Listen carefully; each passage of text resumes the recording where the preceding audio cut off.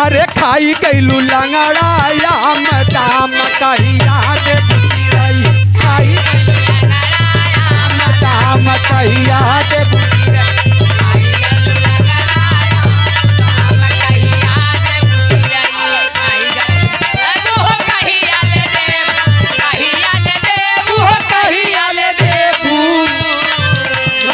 चुचुक गई लक्ष्मी चुचुक गई गलावा के चाम दाम कहिया दे भूरनिया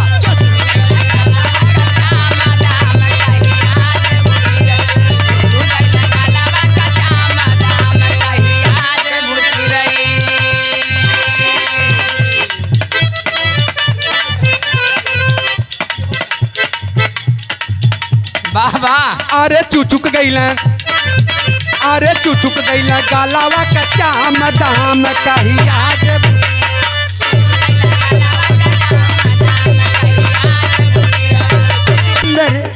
आप लोग की धुन का आनंद मिलल है। आप पप्पू भैया की ओर से खाई गईलू लंगड़ा याम तनी क्या वो लगा के कुछ लहा के भैया मिजाज में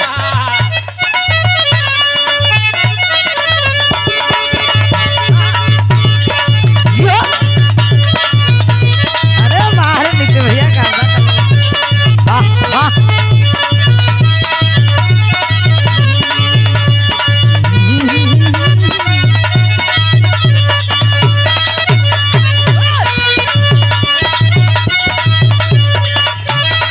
सुने क्यों न ले भैया पप्पू भैया की ओर से कहल जाला बात के बात ना कहला पर बात रोवेला दिन में खींच काच होला त रात रोवेला। ए भैया बरियात को तो सुघर रहे हमें दुल्हा ना रहे बैठल बरियात रवेला लेकिन इशारा कहे परल का सुननी है आप लोग खाई गईलू लंगड़ा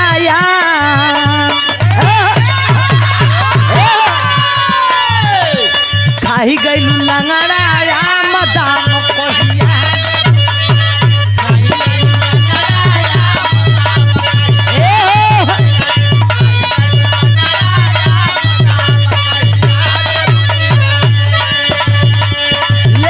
कहिया भैया इनकरा खातिर पप्पू भैया खातिर ई नहीं हम लइका हमरे कवि जी बतौलन का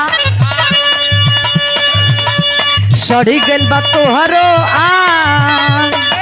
हीरो ए पप्पू भैया सड़ गइल बा तोहर लंगड़ा या भैया में एकदम खुद ही बसाती है एकदम भक भक पूछता है आजकल का हाँ तो खब ऐसा में सरल पाकल आम तो है जाना हो जाइए सुना का सड़ी गइल बा तोहरो आम दाम कटहर काले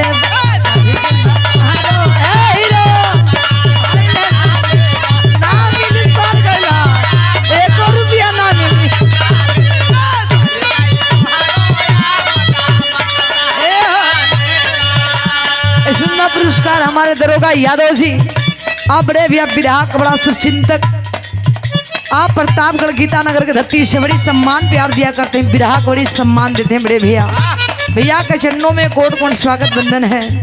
तो कहना बाका ए राजेश भैया देखा सुना भागो मत है ने आवा लो है ने आवा है ने ए दीदी गुड़ी दीदी कहना बाका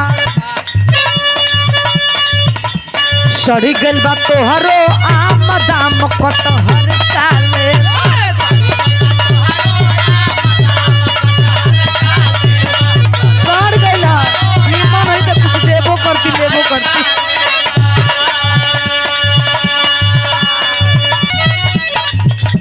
और कहीं लगा पियले बाड़ लागता कि जाम दाम कटहर ले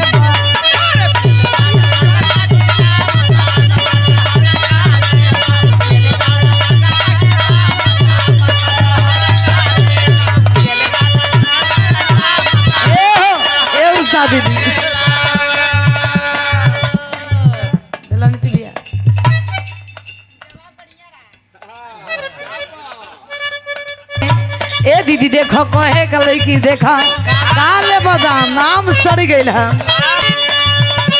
सड़ गइल बा तोहरो आम दाम कटहर काले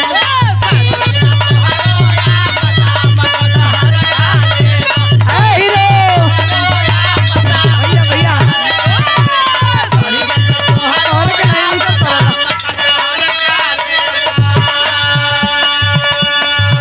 ठीक बैसाख बरसात के हमारे बड़े भैया दाम कले तू दाम कले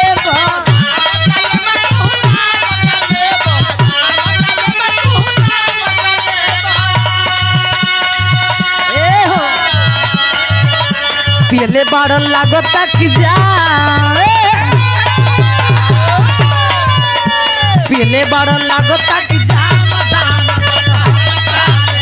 दीदी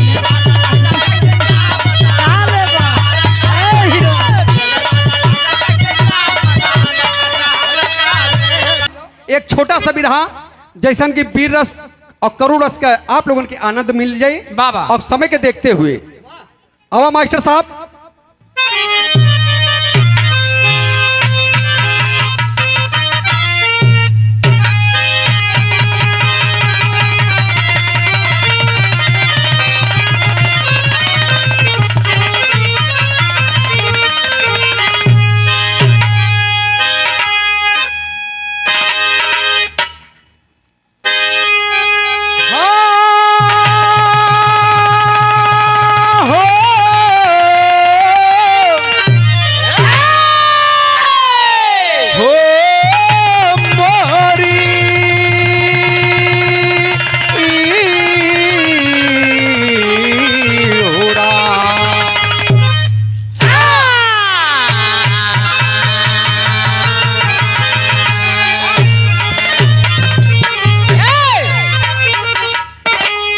बिरहा का शीर्षक है चंदौली मिलिट्री कांड। वाह समय को देखते हुए बाबूजी मात्र 15 से 20 मिनट के अंदर में कहानी की पेशकश रहेगी। 4 लाइन भूमिका में भाव कवि जी लिखते हैं क्या बाबा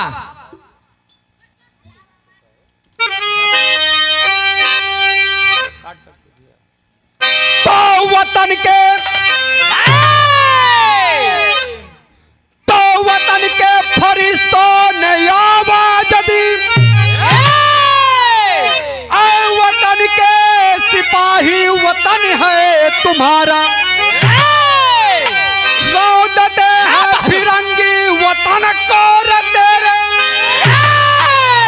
अरे मांगती है धरा तुमसे लोहू की धारा उन्नति हिमालय की तुमसे गुजारिश अरे आजाद कर दो वतन ये हमारा अमर देव होती सहन की भी सीमा लगा दो वतन में आजादी का नारा।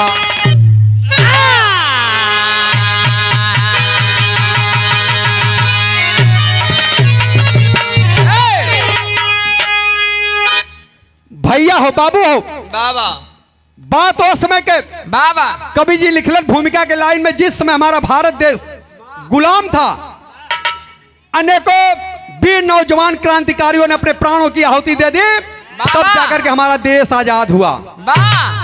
ए भैया हो देश तो आजाद हो गया लेकिन देश आजाद भइले के बाद एक देशवा में बड़ा गद्दार पैदा भइलन आज भी है। और कैसन कैसन गद्दार पैदा भइलन बिरहा में लाइन गजल के अंदाज हो।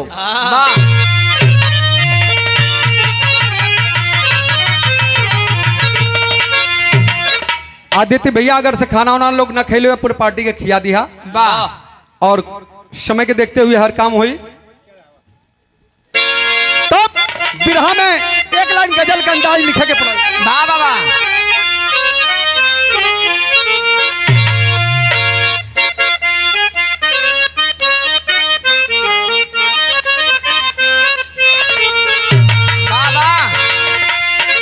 किसी प्रेमी ने अपने प्रेमिका को देखकर कहता है क्या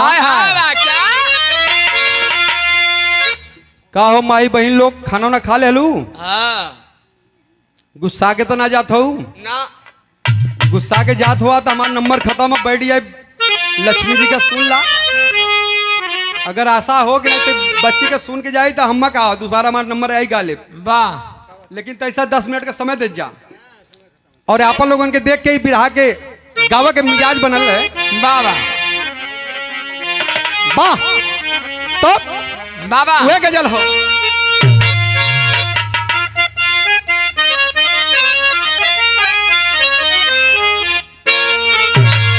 तो इतने करीब कि इतने करीब आके दगा दे गई मुझे।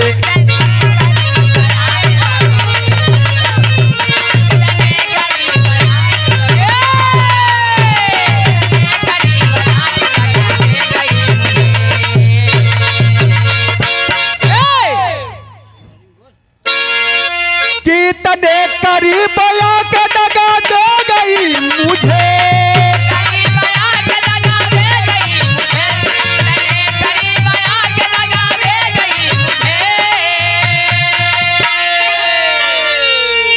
अरे दे गई मुझे कि मैं बुझ रहा था, कि मैं बुझ रहा था आके हवा दे गई।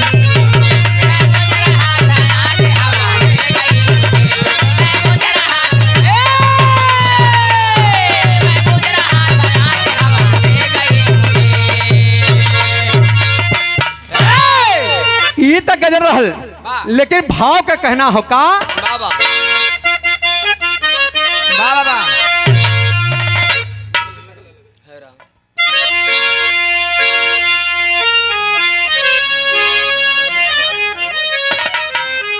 हम आजाद हैं, आप आजाद हैं, बाबा। लेकिन आजादी कैसी? वाह अरे कहने के लिए, अरे कहने के लिए भारत को आजादी मिल गई।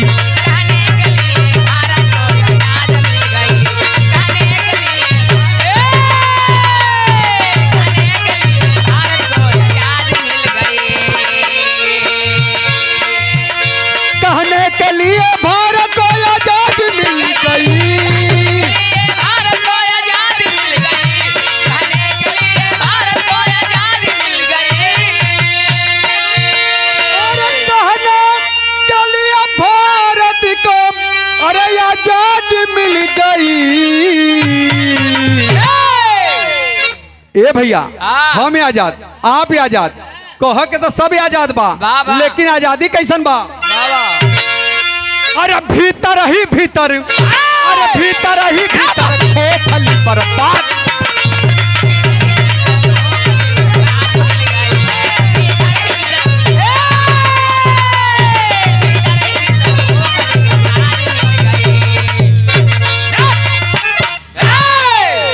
कहने के लिए भारत को आजादी मिल गई, बाबा लेकिन भीतर ही भीतर खोखली बर्बादी मिल गई। कहानी के शुरुआत हो गई।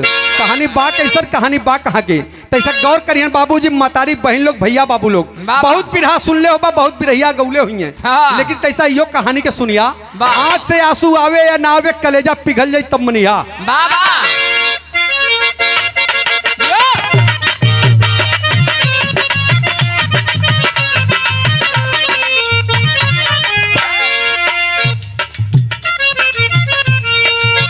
प्रांत यूपी जिला चंदौली की कहानी है। प्रांत यूपी जिला चंदौली की कहानी है। ग्राम बसिला के राम बचन की निशानी है। बाबा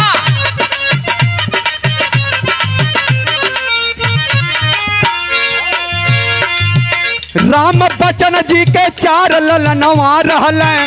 राम बचन जी के 4 ललनवा रहल हैं। गरीबी चरम सीमा पर कैसो पालनवा कैलन। भैया बाबा खुशी परिवार संग बच्चों को पढ़ाते थे। खुशी परिवार संग बच्चों को पढ़ाते थे। सत्य अहिंसा वाला पाठ भी सिखाते थे। क्या बात है।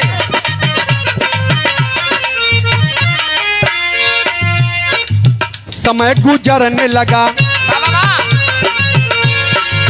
समय गुजरने लगा बेटा जब जवान हुआ, समय गुजरने लगा बेटा जब जवान हुआ, समय गुजरने लगा बेटा जब जवान हुआ, जगी तमन्ना दिल में फौजी का यार मान।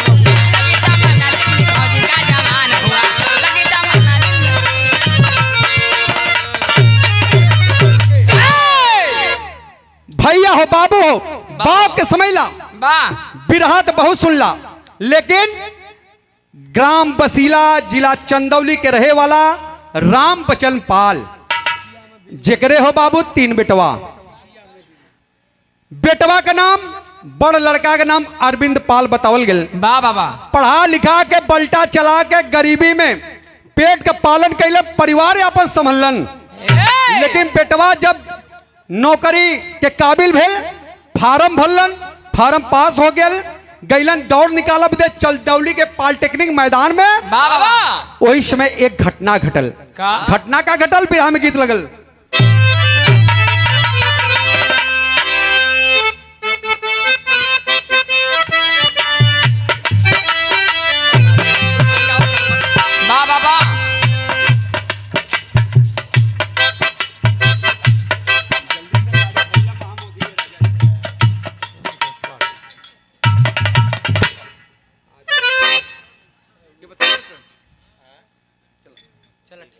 यहाँ वह गीत लगल, कौनो दुल्हन अपने दुल्हा के फोन कैलर, कहे राजा जी तई हमरो सुनबा। का कहे भैया,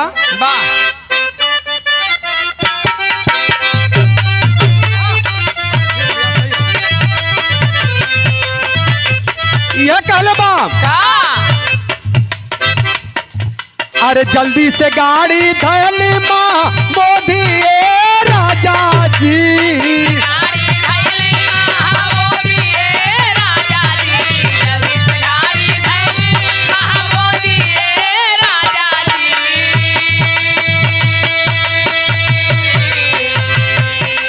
जल्दी से गाड़ी धैली माँ गोदी राजा जी, अरे सूतई के मनवा चोरई रौरी गोदी राजा जी।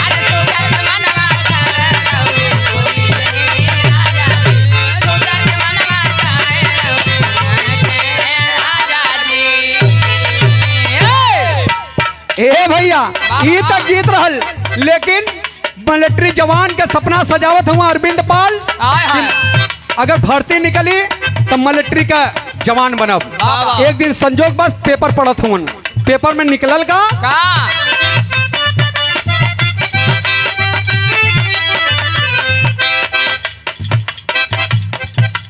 भर्ती होई यूपी में माचल, भर्ती होई यूपी में माचल, सो रहे बाबूजी,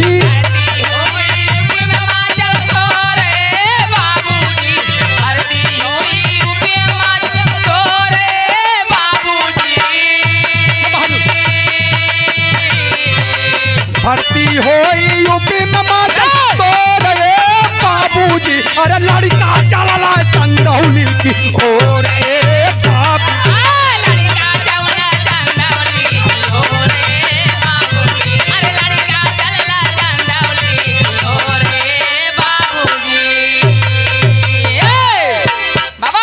पत्रिका द्वारा लड़का पढ़त हवन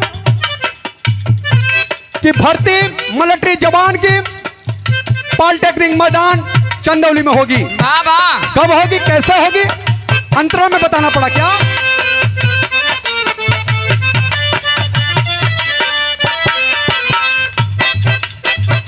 अरे खबर या खबर में अब गाइली छपाई,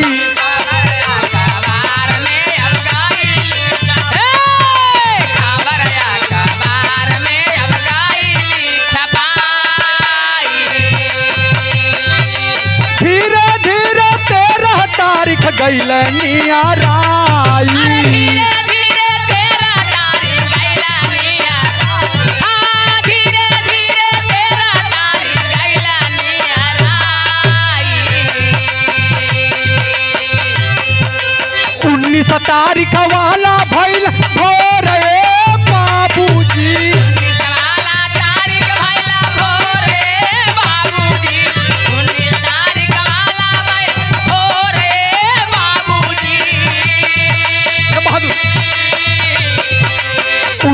तारीख वाला भैला भोर ए बाबूजी अरे लड़का चल चंदौली बाबूजी अरे लड़का चला चंदौली रे बाबूजी अरे लड़का चला चंदौली जब रे बाबूजी तो ऐसा कहानी के समझ लेवल जा पत्रिका द्वारा खबर मिलल कि उत्तर प्रदेश के अंतर्गत जिला चंदौली के पॉलिटेक्निक मैदान में 11 जुलाई से लेकर 19 जुलाई के अंदर तक भर्ती कराई जाएगी। बाबा ए बाबू 11 से 19 जुलाई के बीच में 13 जुलाई को डेट पड़ा। बाबा सारा लड़का तैयारी करत हुआ कि मिलिट्री के भर्ती देखल जाए और मिलिट्री के जवान बनल जाए। बाबा 13 तारीख के बाबू भर्ती देखे बदे चल रहे लोग। जब भर्ती देखे बदे चल रहे तब बिरहा में गीत बदल गई। कौन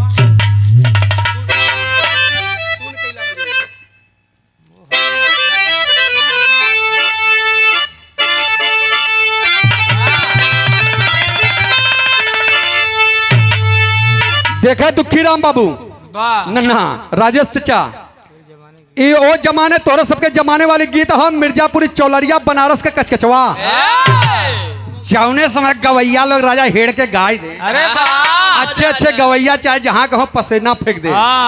पानी कवन गीत हो वाह उहे लाइन बा हाँ अरे कचौड़ी गली सुन कैला राजा मोरी अरे सुन कैला पालमू अरे सुन कैला राजा जी का चौड़ी गली सुन कैला बलमू अरे कचौड़ी गली सुन कैला रजाऊ अब मिर्जापुर के कैला गुला जार हो कचौड़ी गली सुन कैला राजा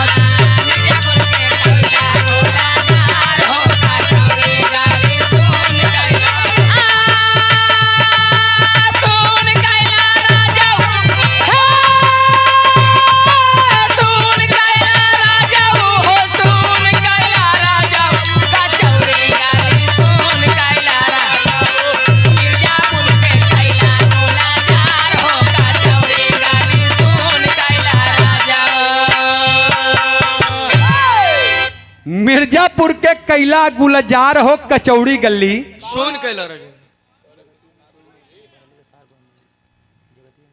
ए भैया ये तक गीत रहल लेकिन हो राजा चचा कहाँ गईला राजा चचा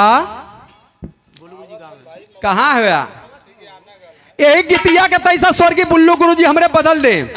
कैसे बदल दे अरे जगतिया में कोई नहीं अपना ए भैया जगतिया में कोई नहीं अपना अरे काम बनल को सारा बहाना हो जगतिया में कोई नहीं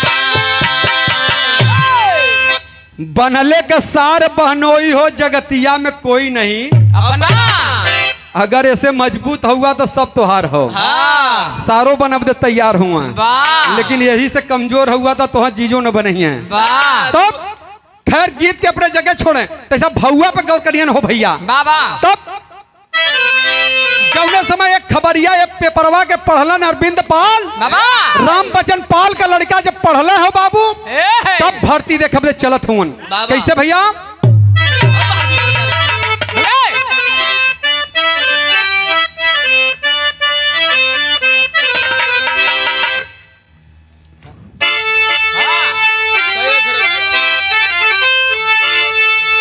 अरे चलला जवानवा भैया चलल सुगनावा की बाबा ए बाबू चलल बालनवा ए भैया अरे चोही घड़ी चलल बा सुगनवा और अइला पाल टेकनिक माया दानावा की घरा पास चलल बा सुगनवा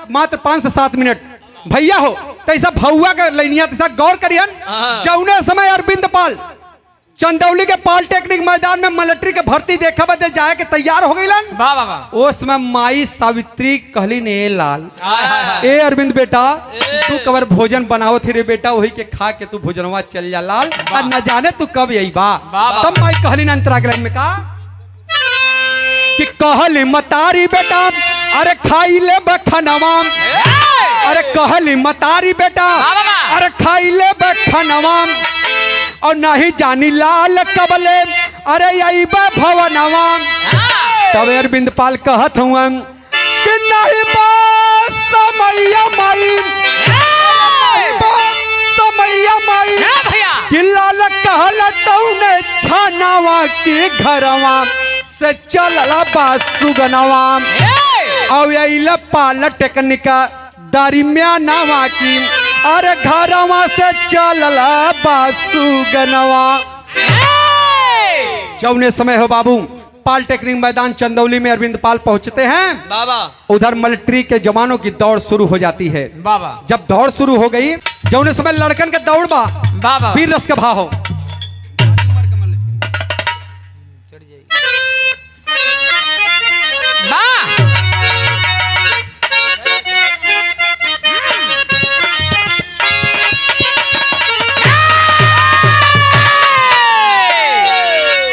वह लाइन हो बाबा अरे बारी बारी अरे हो मोरे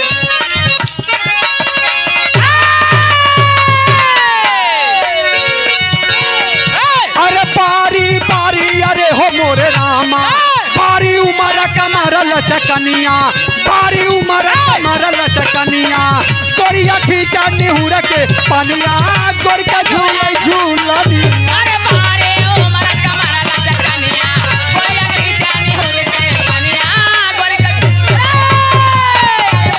बारे उमर कमर लचकनिया गोरिया खींचा निहुर के पनिया गोर का झूला झूलनिया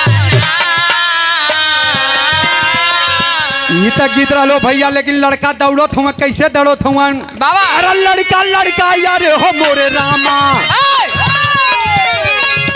अरे लड़का लड़का यार हो मोरे रामा लड़का दौड़ा पवारा पानी करके लड़का दौड़ा पवारा पाना करके कौन खाना हो जवानवा भारी कैला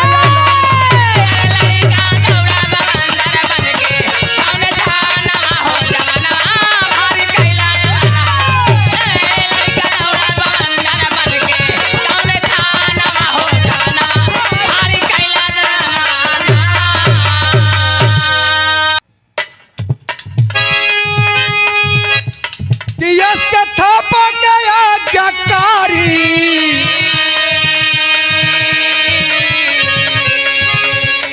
दिहला बहुत का सपना जारी दिहला बहुत का सपना जारी लड़का लड़का यार हो मोरे रामा लड़का लड़का यार हो मोरे रामा लड़का दौड़ा पवारा बना करके लड़का दौड़ा सवारा बना करके हो जवानवा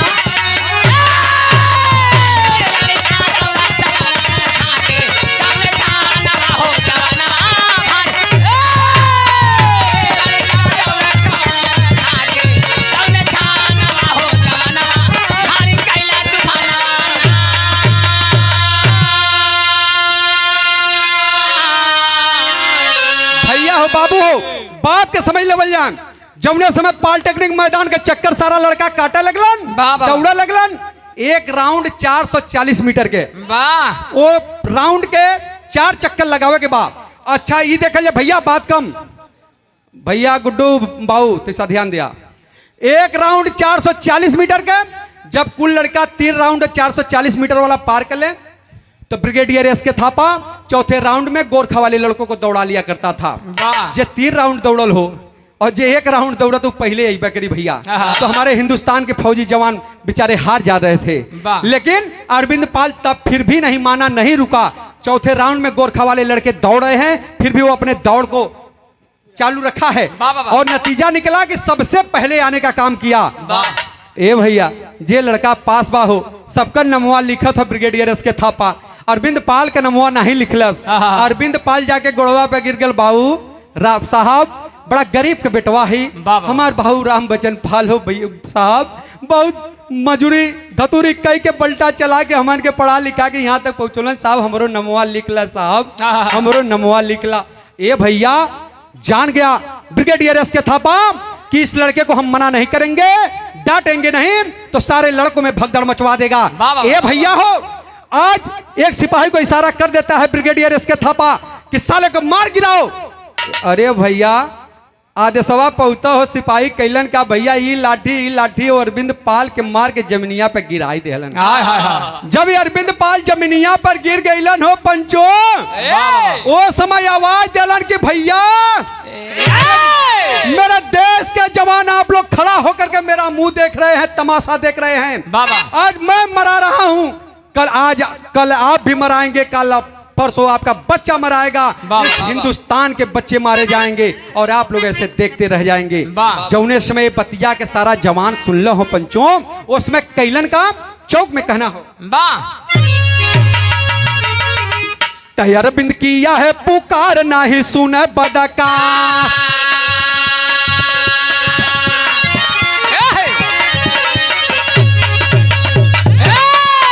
1919 में जलियाना वाले बाग में जनरल डायर गोली चलवा दिया था बाबूजी, वैसे ही हमारे चंदौली के पॉलिटेक्निक मैदान में ब्रिगेडियर एस के थापा सिपाहियों का आदेश दिया कि भून डालो, सालों को हल्ला मचा रहे हैं। आदेश पाते ही बाबूजी सारे सिपाही गोलियां चलाना शुरू कर दिए। न जाने कितने जवान शहीद हो गए, न जाने कितने जवान घायल हो गए। सनसनाती हुई एक गोली बाबूजी आकर के अरविंद पाल के सीने में लगती है, वह लड़का लहूलुहान हो करके जमीन पे धराशाही हो जाता है। आवाज देता है, हमारे भैया हो हमके जियले और मुहले के गम नहीं बा, गम हमके यही बतिया के बा यहाँ जवन कमवाकुल होत बा, भर्ती करावल जात बा, सारा के सारा बेईमानी बा। जब जवाने बतिया के सुनलन कि अरविंद पाल के गोली लगल बा, देखला हो बाबू अरविंद पाल के उठौलन और पॉलिटेक्निक मैदान चंदौली के चार दीवारी को डकाते हैं और जिला अस्पताल की तरफ भागने का काम करते हैं। और इधर प्रशासन के लोग घेरना चाहते हैं कि कोई घायल इधर से भागने का कोशिश ना करे, कोई भाग ना पाए। ए भैया जितना के पौला हो अपने गिरफ्त में ले लेना, जेके ना पौलन ते जिला अस्पताल में गए बाबा। तब जौने समय टीवी सीरियल पर चैनलवा पर माई सावित्री देव बतिया के देखत बा, छोटका भाई राजू देखत बा कि पॉलिटेक्निक मैदान में जहां भैया भर्ती देखे गल ना वहां गोली चल गई बा, गोली चल गई बा। तब मोबाइल उठौलस, फोन लगौलस अपने बाबू राम बचन पाल के कि बाबू बाबू हो मालूम करिया कहाँ हुआ, जहां भैया भर्ती देखे गल ना वहां गोली चल गल बा, भगदड़ मच गल बा, कई लड़का शहीद हो गए बाबू। कैसे जाके देखता हुई हमार भैया अरविंद पाल भी गल हुआ बिना खैले नहिला बाबू, कई भैया कोनो दिक्कत त ना बा। ए बाबू राम बचन पाल घबराइला आइला घरे हो, अपन छोटी सी साइकिल उठौला भैया, अब कैलन का बाबू सारंगी विदेशिया कि छत्तीसगढ़ से आवती रहल, अरे छत्तीसगढ़ से आवत रहल ए पंचो कई के स्वामी का दरसनावा हो, अरे धीरे धीरे आइला टंगना मोड़ा की बाजारी,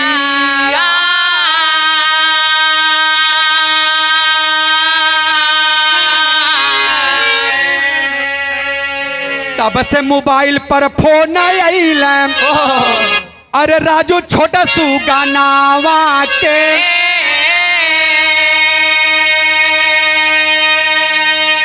अरे मचल बा तूफान बाबू अरे चंदौली सहारिया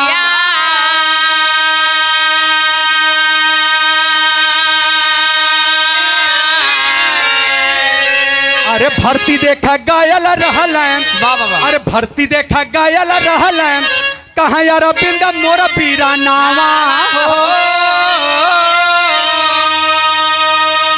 अरे या लवट के ना अइला हो पखरिया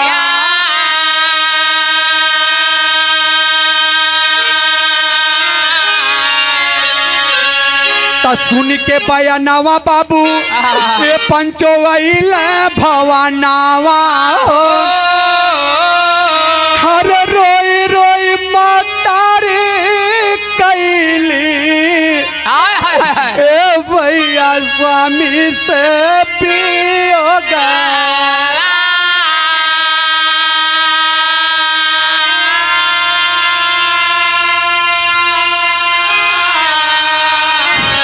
स्वामी हे सैया आप तो गए स्वामी जी के दर्शन करने सैया हमें मालूम पड़ल है कि जहाँ अरविंद बेटवा गैल बा भर्ती देखे सैया हुआ गोली चलल बा बिना खैला पीला हमार लाल गैल बा सैया काहे ना बहुत जल्दी जा हमरे बेटवा के लेके आवा स्वामी लेके आवा आए आए भैया बेचारू पनियो नहीं पीलन राम बचन पालो आज साइकिल उठौलन चलन भैया वही समय के बा गुरुजी लिखा तुम कैसे कि हाली हाली आइल है बाबू हाली हाली आइल है बाबू जिला अस्पतालवा में देखले चादरवा के तारगी भैया हो बाबू हो जौने समय रास्ता में जे मिलत हम मालूम पड़त राम बचन पाल एकदम पागल के दशा बहल बा भैया कलन है बाबू है भैया हमार बचवा अरविंद पाल देखायल भैया ना भैया हम तोरे बेटवा के ना देखली हो भैया अगर से आपके बचवा जे जवान घायल बैल बा बाबू राम बचन भैया अगर जिला अस्पताल में हो सकल आपका बचवा जाओ वहाँ मिल जाए जब समय जिला अस्पताल में गलन चादरा हटा के देखल भैया वो समय मालूम पड़े कि जमीन फाट गल हो धरती फाट गल भैया वो समय लिखे के पड़ल गुरु जी के का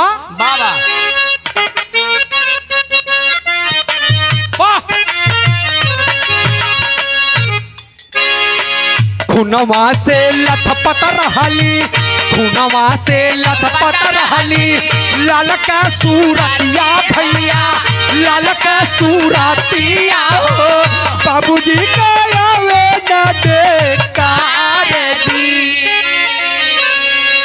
हाय लाला कहीं कहीं के गिरी गईला चुमल चेहरवा बारंबार अरे घरवा पे जो हट है तोहरी मातरिया बेटा कैसे के सबर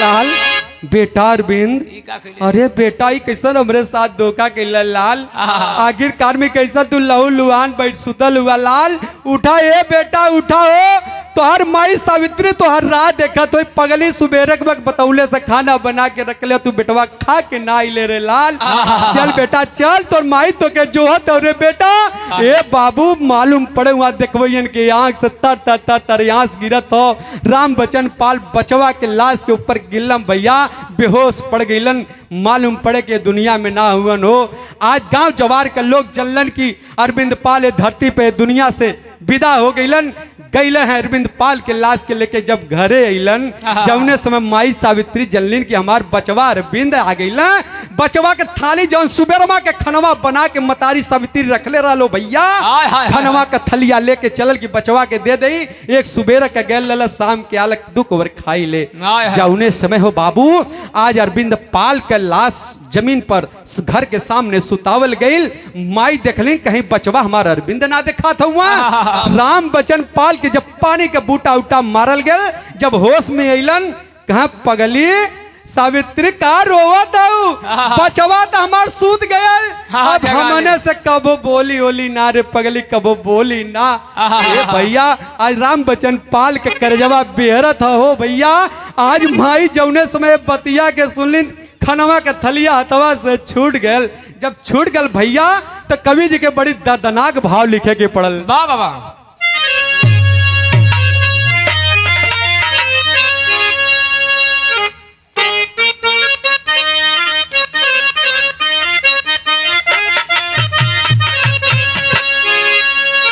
माई कहली सावित्री अपने बचवा अरविंद के झकझोरत है लसिया के धई के कि कहली मतारी अरे कहली मतारी बेटा कि कहली मतारी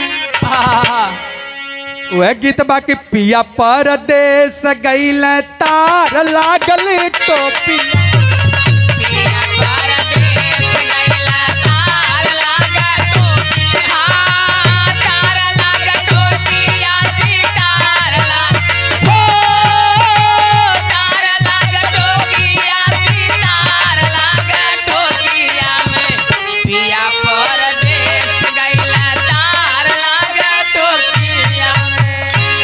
गितिया के छोड़ा भैया तर्ज से बढ़िया फर्ज बात ऐसा देखा बारे मतारी के गरिमा मतारी के महिमा आज माई रो के थाली लेके यह कहली का रोवली मतारी अखिया खोल रे सुगनवा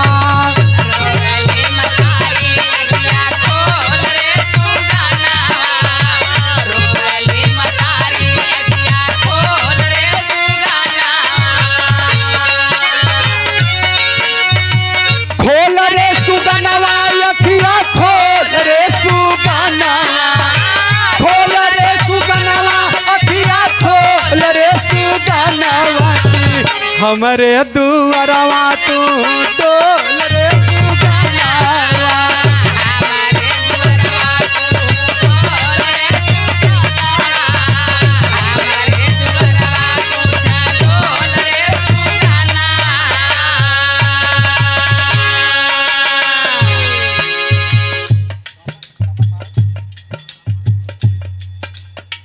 आप बाबा पहलवान इस करोड़ भाव पे आपकी तरफ से 151 रुपये से आशीर्वाद है मालिक चरणों में कोट कोट नमन सकल पंच को प्रणाम है तो भौआ पे गौर करिए भैया वाह वाह हम माई कहलिन कि ये लाल सब हमरे दुआरे डोलत हो दौड़त हो बोलत हो ऐसा तहूँ बोला तहूँ डोला लाल वाह वाह का कहलिन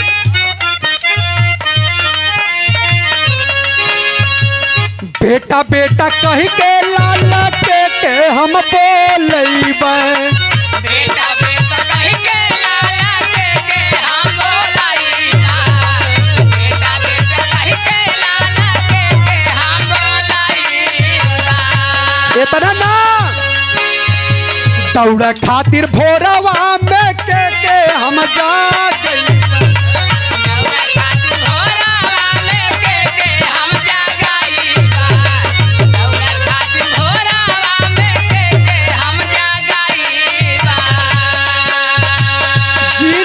के कैले टमाटोल रे सुगनवा जिंदगी के कैले टमाटोल रे सुगनवा की रोवली मातारी अखिया खोल रे सुगनवा रोवली मातारी अखिया खोल रे बोल रे सुगनवा अखिया खोल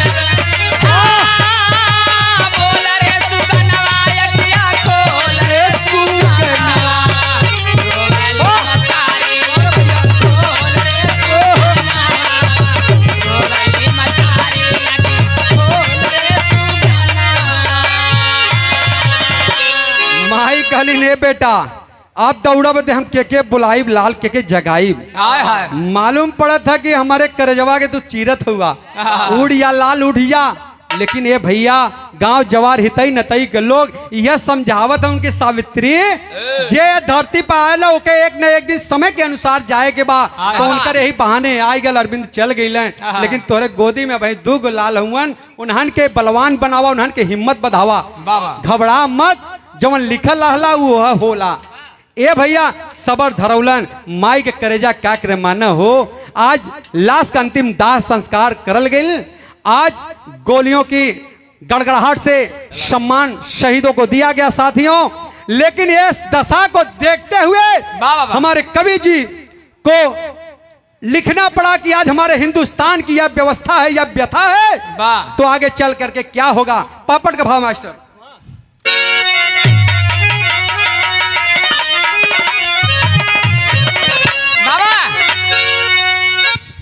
गूजल वतन में, अरे गूजल वतन में इनकलाब का नारा वारा न्यारा बाम।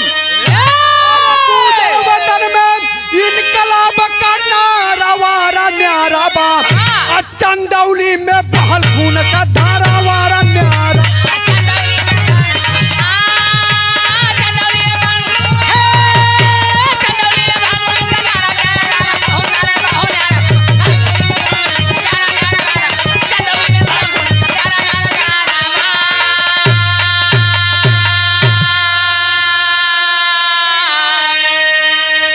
अरे रक्षक बन के भक्षक बन गए, पापी नीच कसाई हो।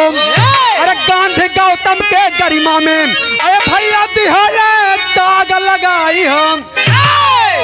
इतने ना जे के अपने देश की आजाद करौले हैं, ऐसा ऐसा क्रांतिकारी वीर नौजवान गांधी गौतम के गरिमा में दाग लगा दिए पापी। बार हमारे देश के रक्षक। इसलिए कहना है क्या, अरे बाग का मालिक खुदा ही बाग उजाड़ा वारा न्यारा बा। अरे बाग का मालिक खुदा ही बाग उजाड़ा वारा न्यारा बा। और चंदौली में बहल खून का अरे धारा वारा न्यारा बा। आय हाय हाय बार हमारे देश की व्यवस्था बतावल जला हो बाबू। जेई के लाठी वही के भैंस, जेकर सरकार वही के दोहाई। तो यही से हमें आप लोगों को सजग होना होगा। अपने देश का, अपने परिवार का सुरक्षा स्वयं उठाना होगा। आल्हा के लाइन में कहना पड़ा क्या बाबा, जैसे आपका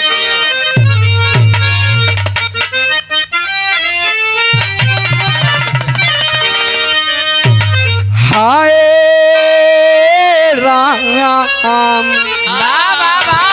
कि जलियां वाला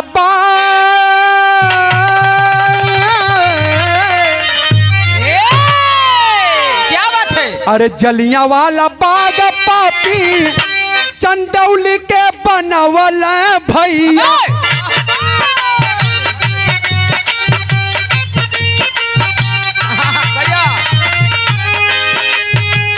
खपा बन गईला जनरल डायर पदा का।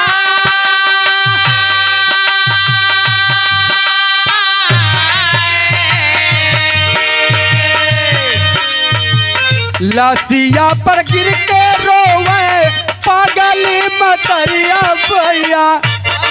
क्या बात है।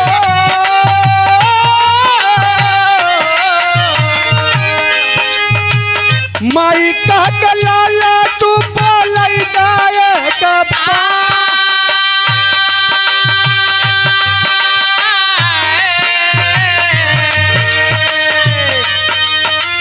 जनले होइत लाल ऐसन होई दूर गतिया बचवा।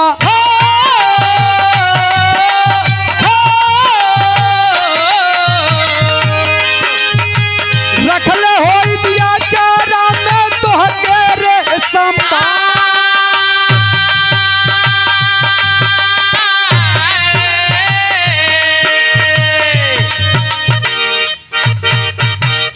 हे बेटा, अगर जनले हुई कि तू हमरे साथे धोखा करबा ना, तो के हम न जाए दिलो, बल्कि अपने जैसे अचरवा में पाल पोस कितना बड़ा के लिए अपने अचरा में ही लुका के रखे।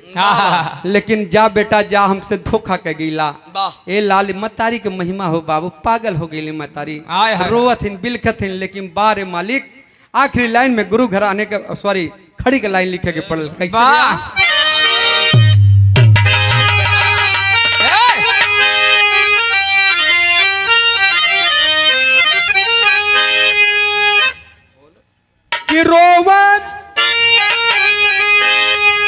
कि रोवे माई, अरे बाबू दादा दादी पीला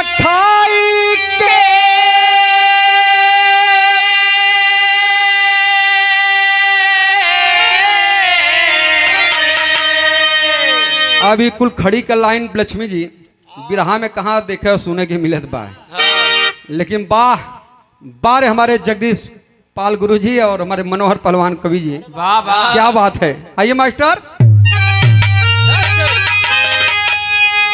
कि रोवे माई अरे बाबू और दादा दादी भी लखाई के,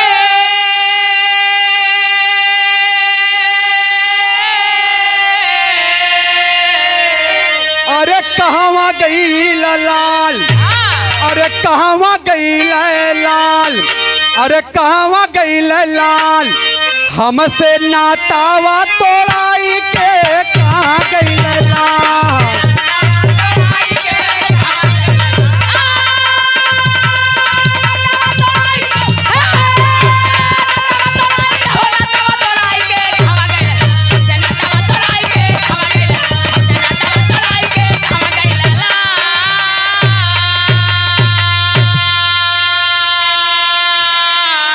कह कहवा गईले लाल, हमसे नतवा तोड़ाई के कहवा गईले लाल। बाबा और का कहत हुआ? का भैया? अरे छोटका भाई राजू कहत हो कि कैसे बाबूजी के ए भैया हमसे तो धोखा हम से कह के चल गिला हो, लेकिन पूरे परिवार के हम कैसे मनाई राजे चचा तैसा हाई लाइनिया देखा। बाबा अरे कैसे बाबूजी के हम धीरजावा बधाइबे, अरे कैसे माई बाबू के अरे धीरजावा बधाइबे, आ तोहरे जैसन बिरना भैया हम कहवा पैबा।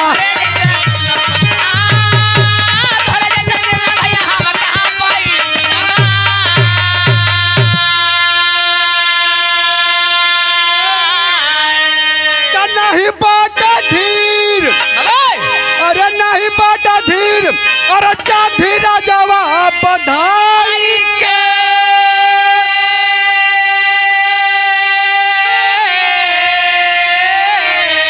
अरे कहवा गई लाल लाल, ए बेटा कहवा गई लाल लाल, हमसे नातावा तोड़ाई के।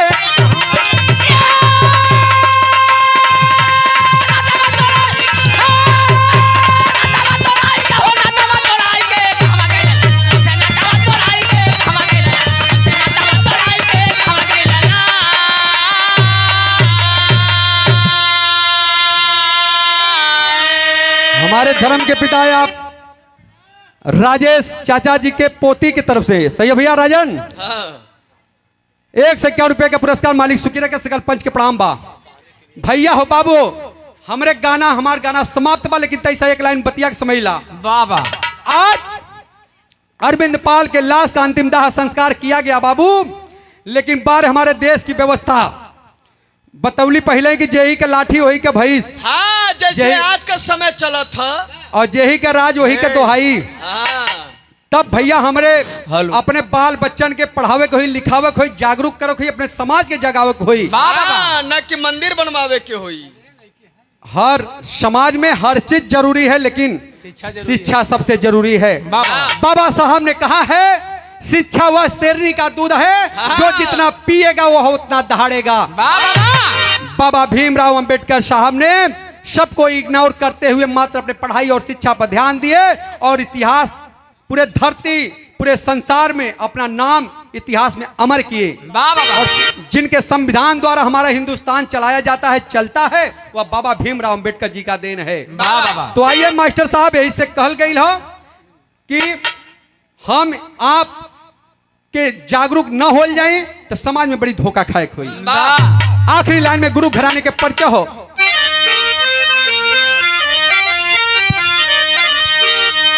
गुरु बिहारी पत्तू नायक बुल्लू स्वर्ग के वासी, अमर देव के सौ के दारू, ये भैया बस नगरिया काशी हो।